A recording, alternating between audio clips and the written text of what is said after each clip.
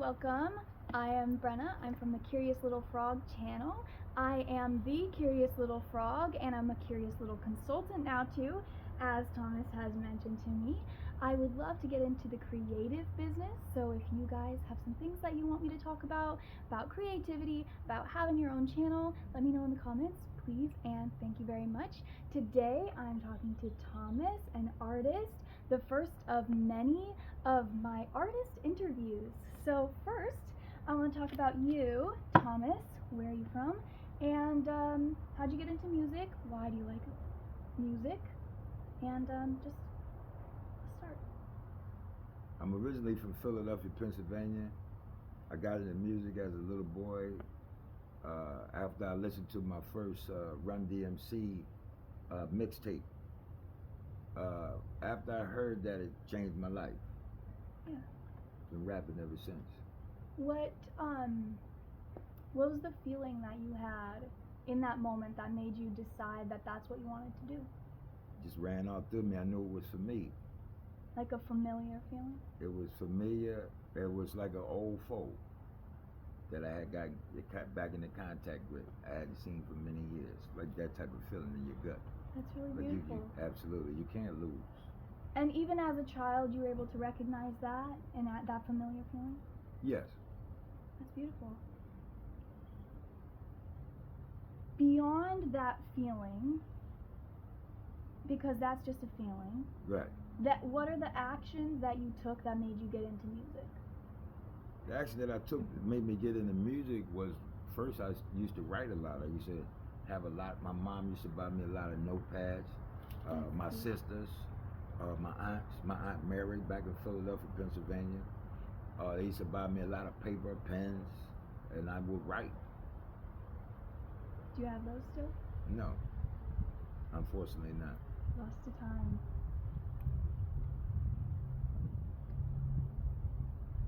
If you could thank those people for, or just tell them what your art is now, the people who supported you for the very first time as a kid, what would you say to them? Thank you from the bottom of my heart.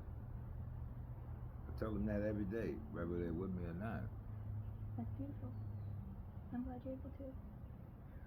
So, in your music career, what is the pathway that you've chosen to take? The pathway that I've chosen to take is to actually just be me. I think a lot of times we get trapped into different things and we become what people want us to be. So the best artist that you will ever be is the artist that is already inside of you, even if you're the only one that hears it. That's beautiful. With that artist that you are inside, that shining light that you are, the energy that you give out to the world, that means that whenever people are around you, they're drawn to you. They ask you questions. That's why I'm asking you questions. So, how do you feel about that? How do you feel about the magnetic nature that you have, that you bring to your art and to the life that you live? I believe that it's all connected to God, that the energy that He's given me. We each have energy, but that we don't tap into. We have energy that is from within us from the time that we were born, that you were when you were conceived. Energy that if it is not expressed, it will be contained, and the containment may cause you to have anxiety or depression or many different things that we see in children because we don't recognize these different facets of the creativity that God has put in you. So you might see a child that just runs all around all the time, little boy just can, right? He has a lot of energy. So what would be the best thing for me to do with him? Take him on the track field. Take him to play sports. Tap into those different energies. It may not be any of those. It may be something else. But it's connected to something, that's why it's there, but we don't pay attention to that. So when the people in your life who saw that energy in you, what do you think that they saw in you? You know, maybe you weren't running around all the time, needing to go to the track. What do you think was in you that caused them to get you those notebooks, the writing utensils, the things that you needed to be a writer? I think my mama, I never had the type of mama that I had to sugarcoat anything with. I think my mom was like the most realest person that I could ever be with. She was my safe place. So with that being said, I could say anything to her because the only result that I was gonna get from her was real raw game on how to just do whatever you're trying to do. My mom was always one of the people that was like, if you're gonna be in it to win it. Do you think that because of this place that you perform from, this safe place, that's why your fans and the people are drawn to you, that's why they want to talk to you, that's why they want to be around you, that's why they want to perform with you? Why do you think that is? Why do you think people want to perform with you? Well, perhaps because sometimes people recognize the energy. Like what I'm saying is, we all recognize that. I don't know if a lot of people do, but they should recognize that each and every one of us is talented in some form or another. Like nothing of us is created from a lower aspect, such as a devil, a demon, insane, or any of those. We all have different aspects, and just that some people aren't able to or capable of understanding how deep you can be. But they may call you the widow, but all the while you're on a whole different planet or a different plane of thinking that only those that are esoterically in tune with you can understand. And that word esoteric means understood by a chosen few. With that, like, understanding of humans that you have is that this creation aspect that exists in everybody that some people are hiding from by using maybe those lower frequencies, running from understanding. Is that why you invite people into art so much, into creating, is because you see that just like in you see that in other people, even if they can't in themselves? Even if they can't from in themselves, I see a different aspects of people that it's a gift.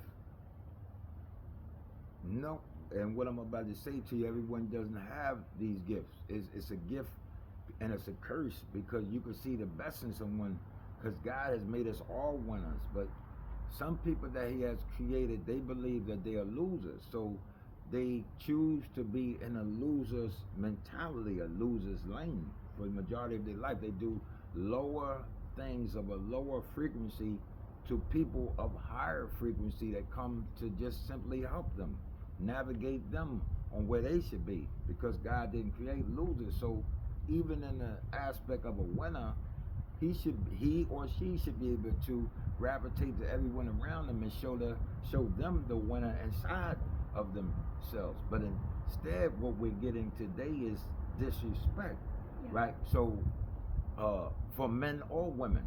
So I guess one of the questions that even a young man just asked me is the other day, if it's so much disrespect going on, what's left for me to respect? Yourself. Of course yourself, but he's talking about different people, like the nature of the lower self, the lower energy that people have around you. So what's left for me to respect you if you don't respect you? That's basically what he's saying. Like, what is left for me to respect you if you don't respect you?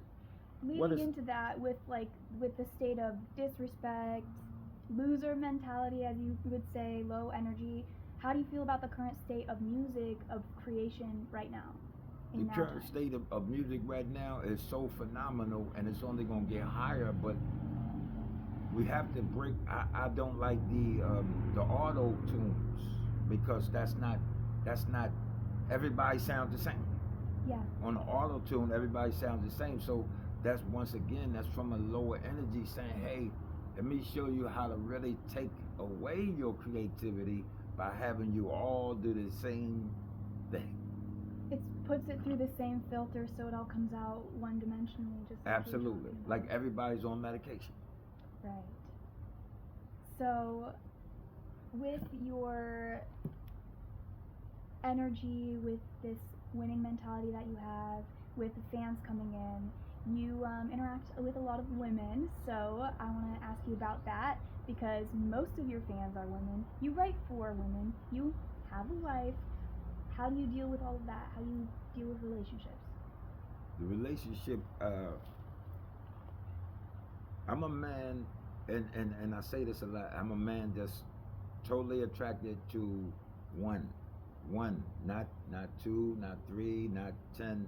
I'm attracted to one because my energy is like I accept my rawness, and my rawness may drive some people to dislike me liking me. That's really all that's about. So that's something that they will have to get in tune within themselves of me loving me, because people will dislike you from liking you. That's the state of affairs that we in today. So in a relationship, it should only be for one because it was only created for one, and anybody else that follows any other activity outside of one has some type of mental issue, because you can't be one with 3 or 4. Right. Right. How do you have balance with that then? As a person in the public eye, wanting to be one, also being many because of the people that you make relationships with, friendships with, how do you balance that? You balance that by giving it to God. Some things you give to God because if I'm with you or whatever, if we're in business, whatever we're doing, right? And it goes back to one. If I can keep it one, essentially one being real with you, factual with you at all times, right? Then that's being one. Whether you accept what I'm saying to you is a totally different thing, but I'm still being me. Once I step outside of me, then God tells me, let me take over. Because sometimes people can go outside of that oneness and bring many people to you. Right? It's possible. Because if I open a door and go in the door, something has to come outside of that door. You know, you might not be able to see it, and I might not be able to see it, but it's an energy. That's where the balance comes in. So that's the balance comes from knowing that God is going to bring me better. I can't, you, or anyone that's listening, my fans or anybody in the world, you can't lose. This is not even a word in the Bible, in the Quran, in the Torah. The only way they lost is when they follow the lower. Pay attention. This is this light. God has made it so easy to navigate. You will never lose until you lose the intent of yourself and what God has for you. That's the only people that lose in this world. Everything else has been created from Satan, make you think anxiety. Oh, she doesn't want to be with me. That should be the greatest day of your life. That's when she doesn't want to be with you. You know why? Because now she has invited 10 other women that so you can choose from. So you accept the rejection because to you the rejection is a gift as much? The rejection is no rejection. The rejection is a gift. See, you open up one thing, you eat a bad apple to pick up a good apple. So how is it? Even in the bad apple of itself, is still nutrients in that bad apple. Yeah, I believe. Oh. Somebody. That's okay. So, with the balance internally that you have with people coming to you, you also have this external balance as you grow internationally, you have fans internationally. How does that feel to know that beyond where you are in this one little moment in time, in this one little geographic place, you are also being heard in the minds and in the hearts of people who are all around the world? How does that feel? That's what I believe we all were created for. We all created to leave something of ourselves. Something, some of us get confined, so some of us have children and we lose focus, but still should go for whatever is yours, leave something behind, even if you leave the legacy with your children to carry on your legacy. That's what we created for, to leave something of us behind for someone else to remember. What do you want the people around the world to remember of you? Because they might not know your language, they might not know what you're saying, they might not be able to connect with you in that way. How do you want to connect with people outside of language around the world? Outside of language around the world, if you love you, then you'll love me. And that's really all. It's not, God didn't make this thing hard. If you love you, it's impossible for you not to love what He created. And say that you love only you, then that's, love you. That's your legacy of love is my yourself. legacy of love is the pour, the same way you take roses to a woman, pour them upon yourself. Whatever you feel as though, bathe in the essence of how raw and how real you are each and every day, no matter what anybody else may say to you or try to get you to conform to how they feel about themselves. Be you. That's the most authentic. I would love for women, men, whoever, just to run down the street and say, I'm free of the bondage of being wanted. I want myself, and I want to be attracted. I want people to be attracted to me for me. No pretending, no mask. No pretending. Just raw as it is. That's the greatest love that you'll ever have, is the one that's real. On that note, I'm going to move a little bit from music a little bit into deeper. I know we've already been talking pretty deep. It's hard not to, because that's how our conversations go. But with these questions, I'm going to, you can talk about your music too, but I'm more speaking to you as a creator, like as a creator God, in hand with God, using the energy of God to create similarly to Him. The first question I have is, what does your name mean to you? King. King. Why? Because I am. Easy enough. That's the easiest question so far. I love it. Right. If your life could be described in a color or colors such as to a painter, how would you describe your life? I would describe my life as a whirlwind of many colors, many dimensions, spiraling up. Something like this? Something like you're painting. Absolutely. I believe you. I believe you. I see this looking at your soul. Absolutely. As a, you have to go through the fire to see how really raw, just how really beautiful you are. You have to go through. I've been through fire. If you don't mind, do you want to share a little bit about fire? Well, fire is just the intent of your own action, where you place yourself, recognizing that accountability is the first weapon of the one that really wants to know himself. So I had to go through a phase of fire because I was fighting with accountability. Like self-immolation? Right. It sure becomes that, because if I don't take accountability, I call it the barking dog syndrome. I become a barking person at anything for any reason because I won't take accountability of me. So until I took accountability of myself and recognized that, hold on now, He didn't create me lower than, He created me as the best. And then now He's telling me that, but there are people around me in this world that their intent is to make me think that I am not. So He's showing me demons and devils.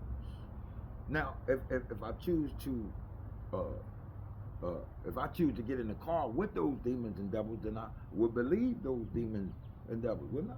But because he showed me how raw I am, just how raw I am. He was like, even if a village of, even if they went and got multitudes of people, multitudes of devils and demons, I'm with you. They ain't nothing.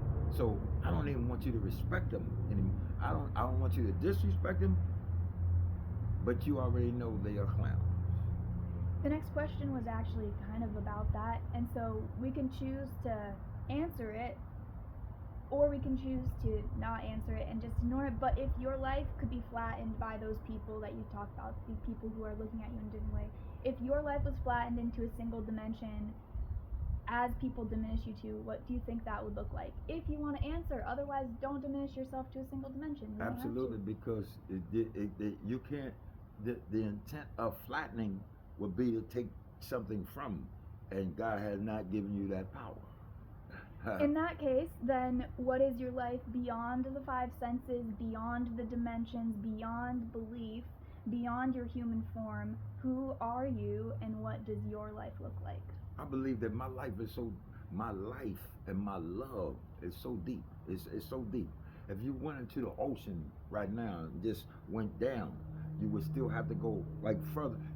Before you got to me, you would drown, because I'm just that deep. But and so God has let me know now, as I'm coming into my rawness, that I'm not going to meet many people. That is because He made people for different sections, different things. Like if you go in a supermarket, they have different aisles, right? And if you're talking about the sea, the relative pressure down there is so people can't perform under the pressure like you can. You perform well under pressure. That's why you live in the deepest parts of the sea. In the deepest parts of the sea. Right? Right. And so, but that's in the mind. Because actually we can get there. It's a belief. It's actually pressure. Pressure busts pipes and makes diamonds. That's what you really are. But we don't want to go. That's what I'm trying to say to you. We don't want to go deep. We want to say, I want to be in the you. I want to be with you. But I'm only going to give you surface love. I'm never going to dig or dive deep into you to really get to know you, to really get to know, really know you, the person, so I can appreciate you. And that's when they diminish us into that one dimension instead of the multidimensional beings that we are. But they can't. But they can't, unless we let them. No, it's not. It's impossible. You don't have the power. Like, okay, for me to accept something that you're saying, knowing that you don't have the power, would make me as crazy as you are. Absolutely. But I will listen to you, and I will probably go get you a hamburger, French fries, and everything, because I'm entertained by psychosis, because I grew up around, people that were dimensional or one-dimensional minded, as far as what have you, whatever the action may be. So for me to sit in front of somebody to think that you would be actually belittling me, would actually be entertaining me. I'm entertained by clowns. Like a TV is a one-dimensional thing, Absolutely. so are the people that are entertainment. I see. It's like you opening up the wrong book thinking it was that book, but then you come to find out later, oh, that was a book I should have never went to him with that, because he has a power that's beyond, like he's laughing at me. Like, so if I got him to take me serious, he no longer takes me serious. You don't it's certain things that you don't want to do as a human being. You never want to push people to the point where as though they don't respect you at all because you don't respect you. We're going back to that again, right? We're mirrors to what everyone else is experiencing in themselves. So if they aren't respecting you, it's because they don't respect themselves. There you go. We've talked about a lot about the spirituality of your art practice, but can you bring it back down to what your art practice looks like in literal terms? Like on a daily practice, what do you do to engage with your senses of art and creation and music? Just get into me. Once I get into me, I just allow it to flow. Just let it come. I listen to the music, and it just becomes like we related. Like I know you, so let's go for a drive. It becomes like that for me, easy form. But at the same token, I'm a married man, and my first responsibility is to my family, right? Because that's what I want to be remembered by. I only have one name. I only have one life. Just as you and this young lady right here say that y'all fans, and I'm a fans of y'all as well. But I only have one life, and you want to be remembered in your life as somebody that was real. But so you gotta watch out for the people that paint pictures, because they might paint pictures that God gonna want to ask them about. That these are the pictures you painted of him, and I just want to talk to you about that for a second, because the same way I created you, I created him. But you became a server for the devil. So, in the same way that you use balance spiritually with your art practice, in the daily, you're using that as well. You're using balance to make sure that your legacy with your family, with your love, with your kids, right, with your art, with your friendships, I'm sure, with all of these things, that you have balance in all things, and that's how you keep balance in your art. Is that what I'm? Absolutely. Absolutely. You have to believe, just believe in you. Whatever's about to happen and what is about to happen, right, is that it was already meant to be. You just have to take the step to take it, and then God will help you the rest of the way. That's all. But it's other people, other dimensions here that tell you don't even do it, because if you leave me, that means that you will be leaving me. So I can't. So I got to make you think that you're really not. This painting really isn't as beautiful as it is. If I could get you to make you think like that, then you probably never would draw again. Or I'll never finish it. Absolutely. And that's their whole job. See, we all have a purpose. This is to replenish me, right? To help me. So it serves its purpose. So if we sit back now, instead of responding to people, let them talk. They're gonna tell you what type of demon they are. Absolutely. They're gonna tell you. If your art is the cause. Yes. Just like mine would be, in the purpose that they would have is to stop. But if your art is the cause, what is the effect? What is the purpose when it is no longer in your hands? Once it's in the hands of the audience, what is the effect there? If it's real, then the effect is real. Then you're only going to get the response of what you put out. Whatever you put out is what you get back. So that's what will be the response that you will get back in return. If you put out love, you get love. You put out something that's raw, you're going to get raw. If you put out something that you're going to get what you put out. This is just how life is in all aspects. You're going to get back with the same. So plate. The cause is the effect. The cause is the effect. Absolutely. It's one and one. It goes one hand with the other. Last question of mine before I head back into some final questions. If nobody ever saw, heard, knew about your art, if you were the last person on earth to enjoy it, what would you create and why? I would probably create an oasis of just looking at all the beauty that God has created. And from that, whatever is flowing in me at that time will be related to what I see. Because what I see is what I feel. What if you were blind?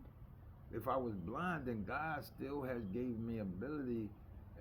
If you talk to a blind person, talk to Stevie Wonder. What did God give him? Other talent. There you go. Other gifts. Other gifts. It never stops because he's never ending in mercy. I believe you. This has been amazing, and I would love to do another one someday, but we have to close off the interview a little bit. Okay. So, your fans want to meet you. You know this. We know this. Right. How can they meet you? Are you going to be doing anything like that? Are you going to be performing? Are you going to be... Tell us a little bit.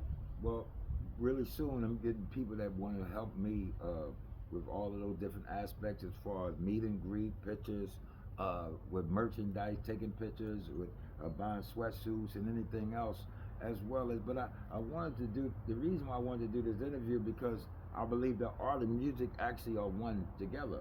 So an art show, a music show, selling different merch, selling my t-shirts with my name on and everything of what I'm doing for me as well as for you. That's what I think that we both could team up and as well as get other people involved in that have other talents to make it That's a something bigger, I love about a you bigger is thing.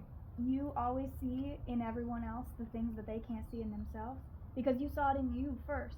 So you can see it in everyone. You can see it in me, you can see it in your friends, you can see it in these connections that you meet. And that's going to be how you build your team first. Build a team. But also how everyone will want to be in the team with you. Absolutely. All of your audience will be your team. It's not just that maybe you're the creator, but you invite everyone else in. That's but what they makes are the you creators different. too. See Yeah. that? See what I'm saying? Even the audience creates an art. You know what I mean?